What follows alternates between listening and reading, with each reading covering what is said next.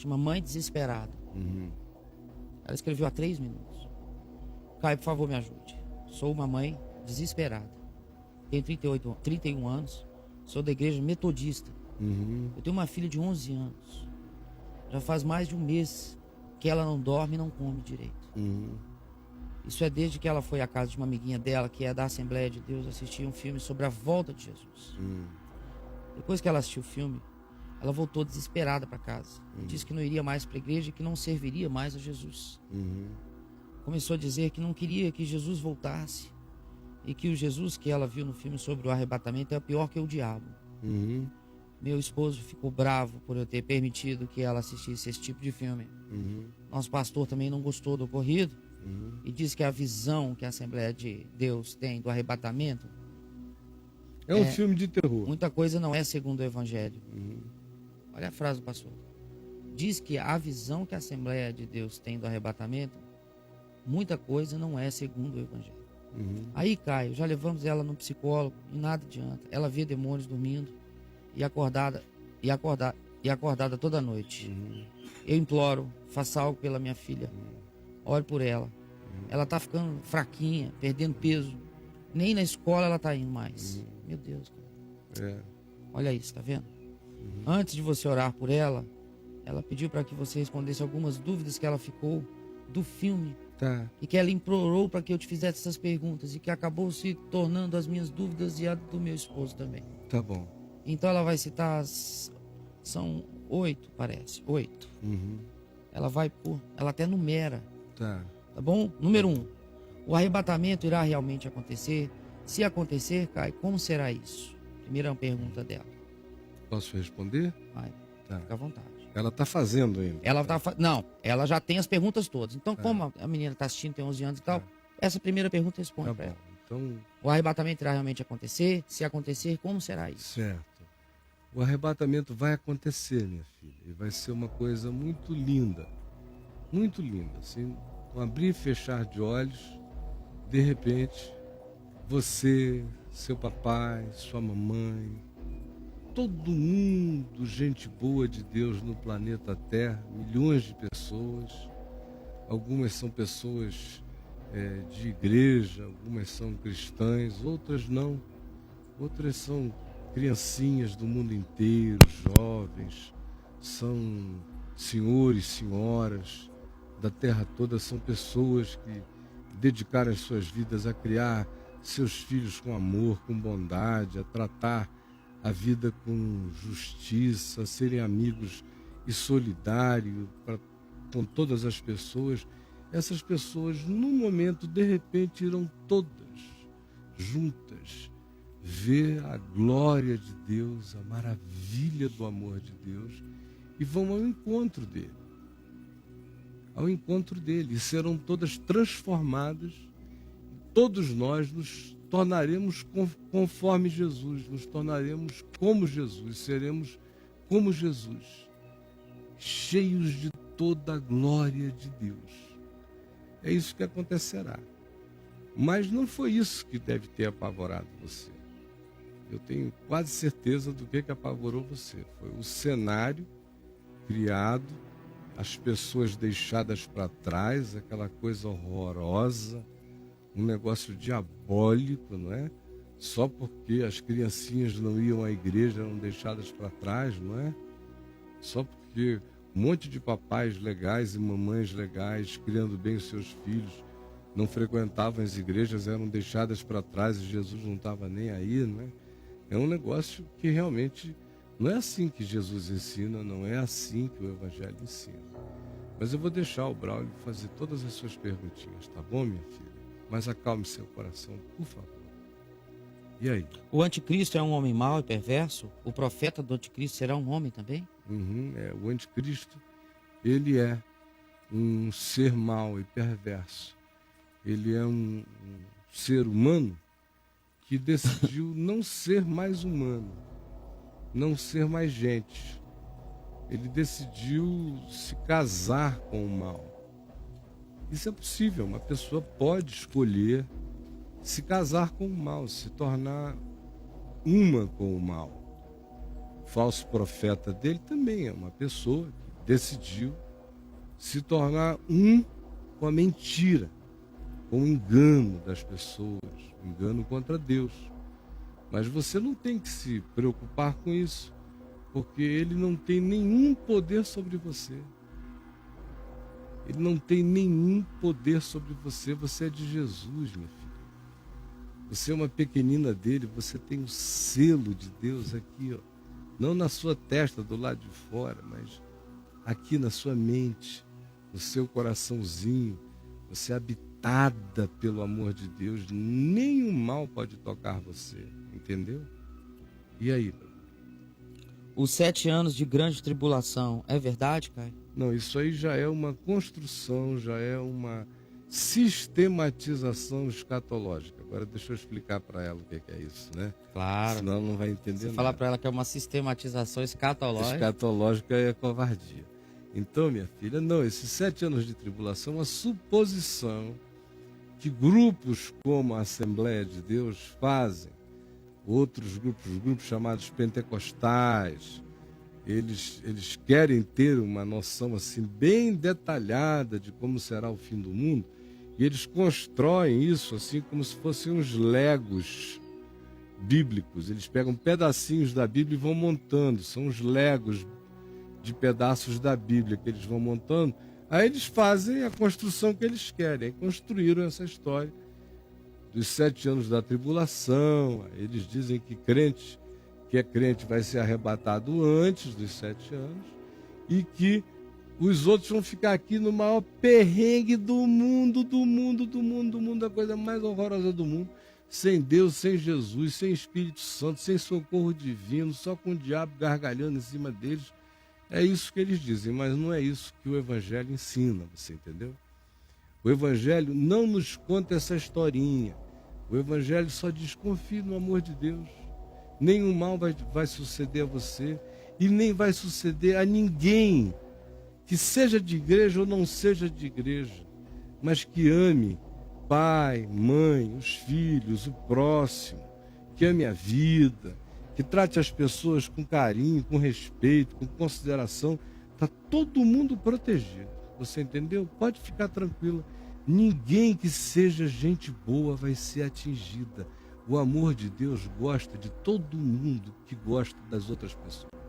Você entendeu? E aí?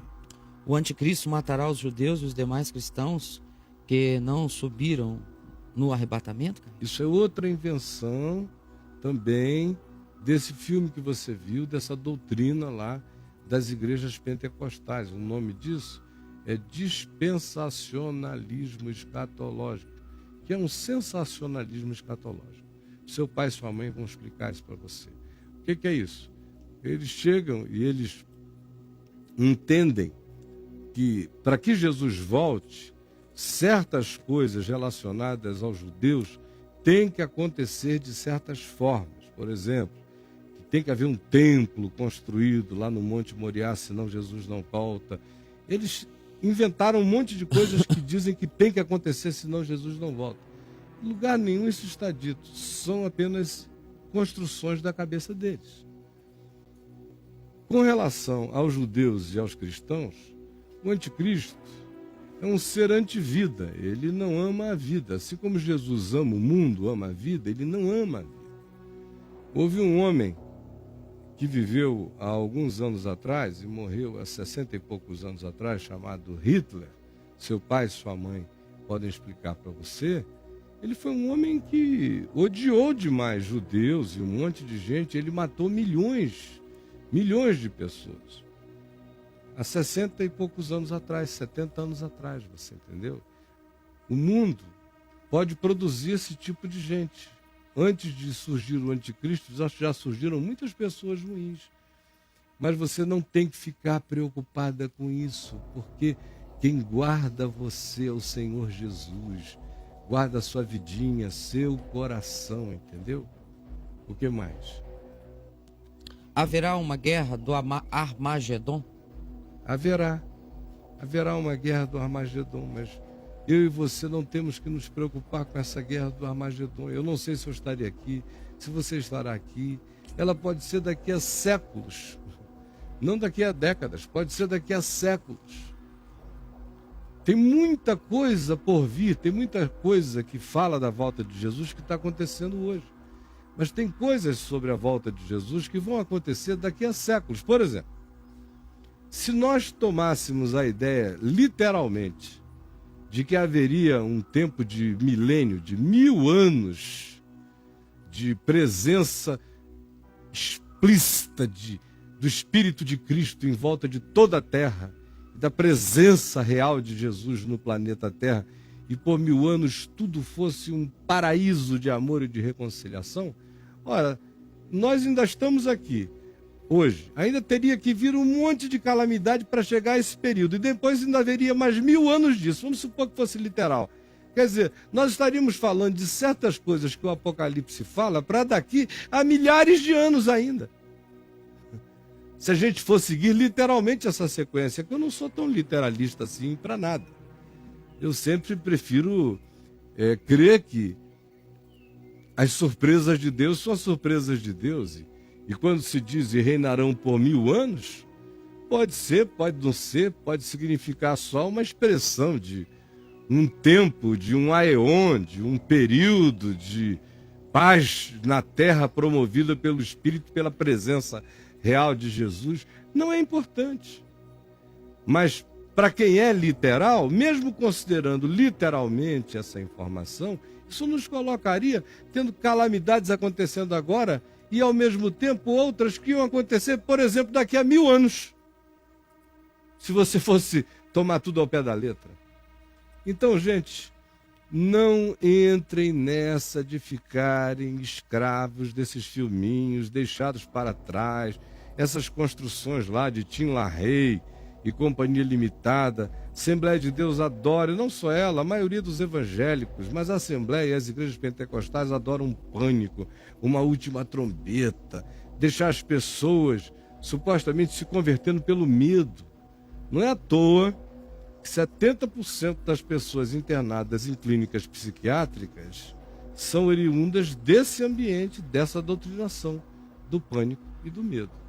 E aí? Tá, das 3 últimas perguntas que ela fez, 2 delas você deve ter respondido. Eu vou fazer as de carreirinha, você vai fazer a avaliação aí, tá?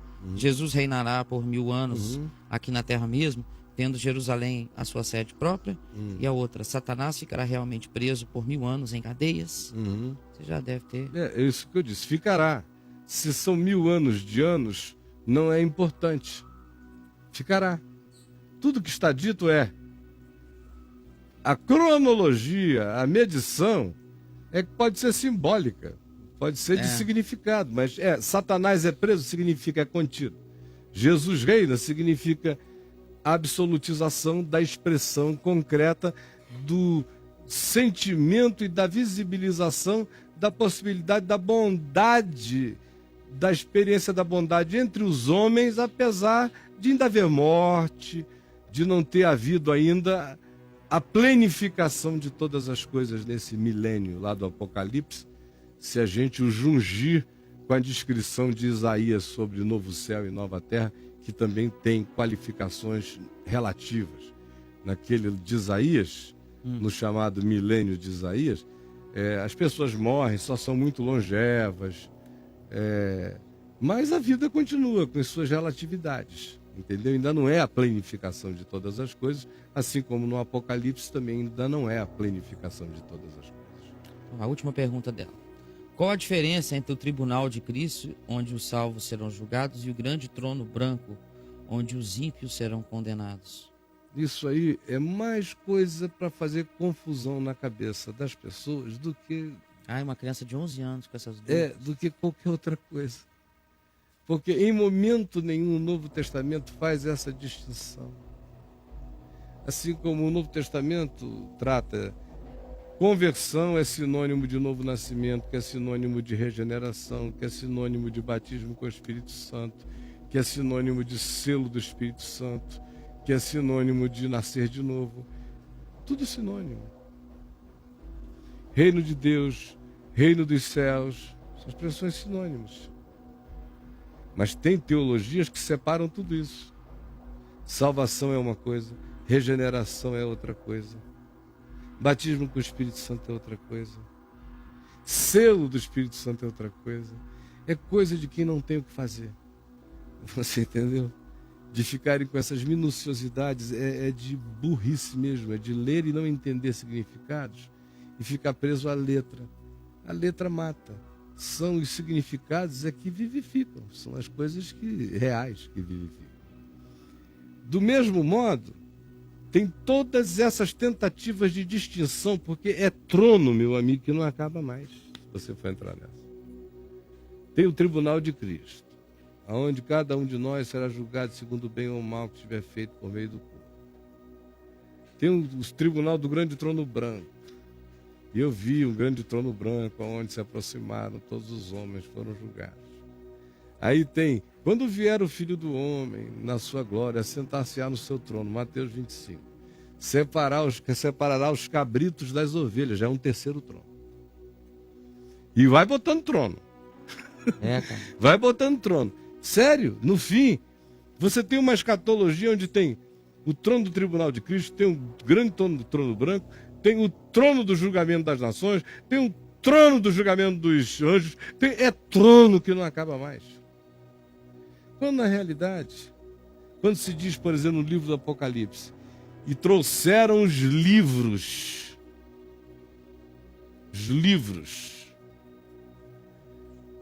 para ver as obras de cada um. Você acha mesmo que vão trazer livros? Traz aí o livro, ó. Tá entre A e B. Isso. A e D, Caio. Traz, procura lá no livro. Nos files C. Caio, com C, não é com K não, com C. Traz o livro. Você acha que é isso? Pelo amor de Deus. Isso é só uma expressão humana. Porque os homens que anotavam tudo em livros, hoje em dia, iriam dizer, traz o HD, traz o pendrive. Pelo amor de Deus, é só registro, é só um modo de dizer, as verdades virão. Talvez a mais bela de todas é, tragam as pedras que clamarão. Hoje, até por acaso, toda a nossa ciência da computação é baseada em pedra, né? Em silício, em impressão nas pedras que clamam, que são hoje as nossas melhores memórias, por enquanto, são as das pedras. Então, o literalismo é de uma burrice tão grande que faz com que as pessoas não fiquem multiplicando complexificações que não existem. Deus é um só, o trono é um só. A relação de Deus com cada um de nós não vai ser organizada como num evento Rock in Rio de juízo, Tribunal dos Santos. Aí no primeiro dia... né? Copa das Confederações, Tribunal dos Crentes. Aí todo mundo filmando o Tribunal dos Crentes. É uma idiotice, cara. É chamar Deus para um nível de uma pequenice, de uma mesquinharia. E tá lá, Copa da Confederação, é o Tribunal dos Crentes. Tribunal de Cristo, os crentes sendo julgados. Já pensou? Todo mundo crente. Agora, Caio, lá vou eu. Malafaia! Faltou. Presente, professor. Lá vai. Mas é assim o cenário da moçada. Aí vem o grande trono branco. Aí é outro departamento. Outra designação, então. Chega diante do grande trono branco, vamos fazer o julgamento. Aí o bicho vai pegar aqui diante do grande trono branco, é a Copa do Mundo. O grande trono branco. Aí depois vem as Olimpíadas. É quando Jesus, sentado no seu trono, vai separar os cabritos das ovelhas. É um negócio assim mais light, mais vago. Entre as nações, é uma espécie de redenção de subredimidos. Tem grupos que chegam a crer assim, ensinar assim. Redenção de subredimidos. Subredimidos. É aquela canja de Deus para quem não soube nada. Mas fez um benzinho. Tratou Jesus do pobre, deu água para Jesus do que tinha sede, vestiu a Jesus no nu, acolheu a Jesus no marginal, fez essas bobaginhas. Deus é muito bom, deu uma chance para o carinho. É o pessoal da repescagem? Da repescagem. Pessoal então, da meus irmãos, isso é tão patético, é tão ridículo, eu não falo disso, porque eu tenho vergonha. É muito patético, porque o evangelho não tem nada a ver com isso. Agora, pega uma criança e expõe essa criança a um filme pior do que o do Stephen King, não é? Porque se ela tivesse visto A Hora do Terror, sabe, o Massacre da Serra Elétrica, Sim. Jason contra quem? Sei lá. É Fred e Jason. E Jason. Ia fazer menos mal, sabe, do que dizer que Jesus chegou com a serra elétrica. Jesus com a serra elétrica. Veio Jesus serrar gente no mundo inteiro. Cadê a crente? Não. Zá! Viu, minha filha? É crente? Zá! Zá! Eu concordo com você, é uma palhaçada, minha filhinha. Pelo amor de Deus. Esqueça isso, vamos ver juntos. Massacre da Serra Elétrica. Fred e Jason, faz menos mal. Vamos ver juntos a Sagra Crepúsculo. Mas não vai fazer mal. Mas vê esse negócio que puseram na sua cabeça e disseram que é em nome de Jesus, esse Deus aí é o diabo. Eu também não quero nada com ele, eu não quero nada com ele há muito tempo. Agora, com o Pai de Jesus, que é amor, minha filha, amor, bondade, ama todos os homens e mulheres, ama todos os seus amiguinhos, os pais deles, os amigos deles, ama o mundo inteiro de tal maneira que deu seu Filho unigênito para que todo serzinho humano que diga, Deus, eu estou aqui, não pereça. Amém. Jamais, você entendeu? Então, em nome de Jesus, tire isso do seu coração. Tem mais alguma coisa, brother? Senão eu quero orar com ela. Sim, ela só finaliza, acho que vale antes de orar. Caio, eu sei que na internet há muita gente que, depois das perguntas, ela escreve. Eu sei que na internet há muita gente que utiliza para enganar, sabe? Mas acredita, eu estou sendo sincero. Ajude minha filha. Não sabemos mais o que fazer. Eu estou chorando, suplicando que ajude. Aqui na internet, aqui conosco, minha querida, a gente não tem engano, não. As pessoas que escrevem aqui são pessoas reais e verdadeiras. Dá para sentir quando é engano e quando não é. Há um limite e é fácil detectar. E as pessoas mesmas vão se entregando. Mas aqui você pode ter certeza, 99% de quem escreve aqui está aí, sentindo dor real. E eu acredito em você de todo o coração. Antes de eu orar, eu sei que você já levou sua filha ao psicólogo. E eu gostaria que você não desistisse de fato, continuar levando e procurando uma terapeuta infantil que não seja complicada, que seja uma pessoa leve, que mantenha a fé no coração da sua filha e desmonte as crenças mentirosas, falaciosas, enganosas, exacerbadas, exageradas, inapropriadamente ditas e frequentemente falsificadamente construídas. Você e seu marido também fiquem calmos e fiquem sabendo o seguinte: quando eu tinha 13 anos de idade, eu sofri um impacto religioso tão grande que foi a primeira vez que eu vi um endemoninhado na minha frente.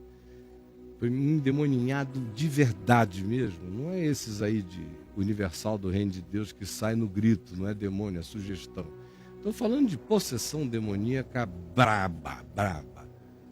Eu vi aquilo, foi uma coisa tão horrorosamente desumana, chocante, forte, sobrenatural, esquisita, para além de tudo que a mente pudesse suportar, que eu fiquei alguns meses num estado de choque, de pânico, de medo horroroso, porque se me vislumbrou um mundo espiritual que eu desconheci, foi apavorante.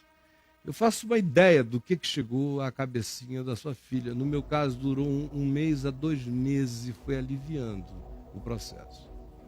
No caso dela, eu acho que vocês têm que ter mais cuidado, porque isso aconteceu sendo feito em nome de Jesus. O meu trauma foi com o diabo. O trauma dela é mais sério, porque foi o trauma com um Jesus falsificado, com um Jesus que não é Jesus, com um Jesus que odeia a gente, com um Jesus que não ama pessoas. Por isso ela precisa ser ajudada de maneira mais prolongada e vocês precisam ajudá-la a ver no Evangelho quem Jesus é de fato. Deixai vir a mim os pequeninos, porque deles é o reino dos céus. Como eu queria que vocês morassem aqui perto, eu iria pedir para você trazê-la aqui comigo um sábado de manhã, para eu passar umas 2, 3 horinhas batendo um papinho com ela, contando para ela como um vovô conta para a netinha de 11 anos, como Jesus é, como Ele é maravilhoso, e como todas essas outras coisas que dizem que Ele é por aí é só invenção de pessoas ruins. A sua amiga é gente boa, a mãe da sua amiga é gente boa. Agora, o filme que elas passaram, elas não sabem que com aquele filme elas estão fazendo mal a elas próprias e a muita gente. Porque ele não corresponde ao que o Evangelho diz. Aquilo ali é uma ficção que um homem fez montando textos da Bíblia para ficar com aquela cara. Não fique pensando que será daquele jeito, porque com certeza absoluta não será com aquela cara. Jesus, eu quero pedir que tu milagrosamente, pacifiques o coração dessa minha filhinha, dessa netinhazinha querida de 11 anos de idade. Por favor, pacifica o coraçãozinho dela. Vem tu mesmo, Jesus, para além das psicologias humanas, vem tu mesmo agora e revela-te a ela. Revela o teu amor, o teu calor, o teu aconchego, o teu amor por ela e por todos os seres humanos, por todas as pessoas da terra. Permite que o coração dela seja lavado desse pânico, desse medo, desse terror, desse filme de terror plantado como trauma no coração dela. Em nome de Jesus, eu declaro que ela fique livre em teu nome, Senhor Jesus. E que milagrosamente ela já esteja livre. E que ela durma bem hoje, que ela durma em paz. E que ela recupere a alegria de viver, de brincar, que ela vá para a escola, Senhor. Segunda-feira, que amanhã ela aproveite o sábado, o domingo, que ela pegue sol, que ela corra. Em nome de Jesus, que ela corra segurando nas tuas mãos com alegria. Eu te peço, devolve-a a naturalidade e a espontaneidade de uma criança de 11 anos saudável. Em nome de Jesus. Amém e amém.